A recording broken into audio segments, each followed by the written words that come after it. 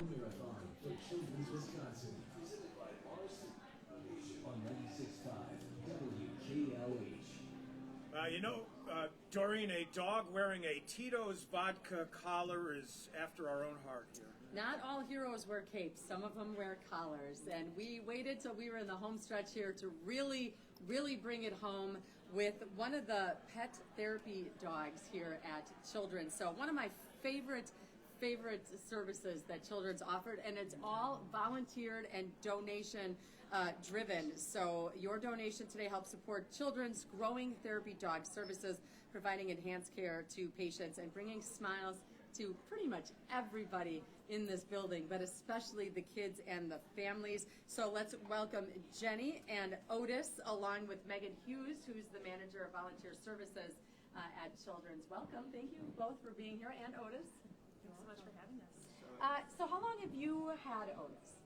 We have had Otis for 8 years. We think he's about 13 years old, but I'm not sure what happened those first 5 years of his life, but he's been sweet and perfect ever since. And you adopted him from Maddox, and then how did you decide that he would be the perfect therapy dog?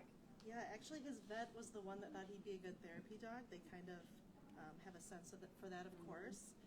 He just has the right personality, and he loves attention. Yeah, well, he likes the butt scratches too, we learned. Part pit bull, Chihuahua, German Shepherd, Cocker Spaniel, and Shih Tzu. Yes.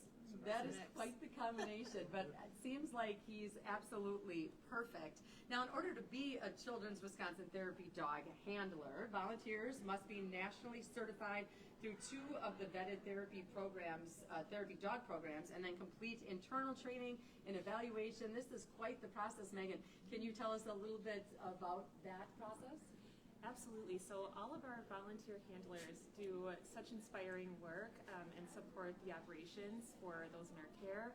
They go through a rigorous training process through either Alliance of Therapy Dogs or Pet Partners. And after that certifying program, they interview with our team to ensure that their behavior traits would be matched well with a pediatric hospitalized setting. And thereafter, we make sure that they go through shadow visits with our experienced handlers and then also shadow visits with our staff on the team. So by the time our volunteers are independently out there on the units with these therapy dogs, they are some of the best around. You truly cannot find better dogs, in my opinion, than the ones that we have in our program. And Megan, as the manager of volunteer services, how many different dogs are there? We have 22 therapy dog teams, and they range anywhere from a golden doodle to a Havanese to some of our larger dogs, an Irish wolfhound. But we have a little something for everyone that we visit with. So that's the exciting part of our teams, is that if you are here for an extended stay, we do have a lot of variety in what we offer in terms of our therapy dog programs for those in our care. And Jenny, tell us what it's like when you're walking Otis around and you end up in a room with a patient. How is that? How did they react, and what is that feeling like for the kids? Yeah, when we get started every day, we have a list of patients that want to see a dog. So usually everyone's very excited to see you, of course. Mm-hmm. And Otis, whether they like it or not, he'll jump right into their bed. He can't help himself. And usually sits right on their lap and loves to get attention from both the patient and the family. How long is the work day for a dog like Otis? How long is his work day? A therapy dog doesn't usually do more than 2 hours. Okay. So he's getting a little older, so I kind of judge based on how he's feeling that day. So anywhere from an hour to 2 hours. And does he know when his days are, when he's coming here? He does. I have like a fanny pack with dog treats in it and his cards, and he knows he's going to work. That's so awesome. I mean, it brings such a joy just to our face just to see the dogs here. I can't even imagine how good is it for the kiddos here when they have a pet therapy session. It's absolutely incredible. Some of the visits are simply for comfort. Some of them are so inspiring. We just had a therapy dog team recently come back to the office, and they were just elated over the fact that they had been visiting with a therapy dog for weeks, and this was the first time the patient had actually extended their hand and pet the therapy dog, and you can imagine what that would feel like for the family, seeing that spotlight or bright light in the medical journey is just so compelling, and it really speaks to the impact that our therapy dogs have for those in our care. Is there any quantifiable measurement for improvement in health after a patient has met with a therapy dog like this? Absolutely. So there are quite a few studies out there that speak to lowering blood pressure, lowering anxiety, shortening the duration of a hospitalized stay, and the list continues. And so we really like to make sure that we have a well-supported team and we have a robust therapy dog program so we can make sure that we're meeting as many therapy dog visit requests as we can. And what if somebody has a dog that they think might be able to pass one of those rigorous programs you have? How do they find out? Absolutely.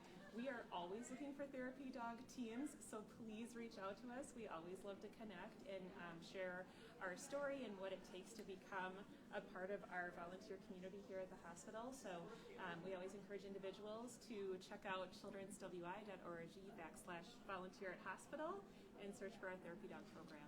And Jenny, as a volunteer who keeps track of these dogs, and you've seen some of these success stories up close and personal, what do you have to say to folks who maybe wanted to donate right now as to the impact of these great animals?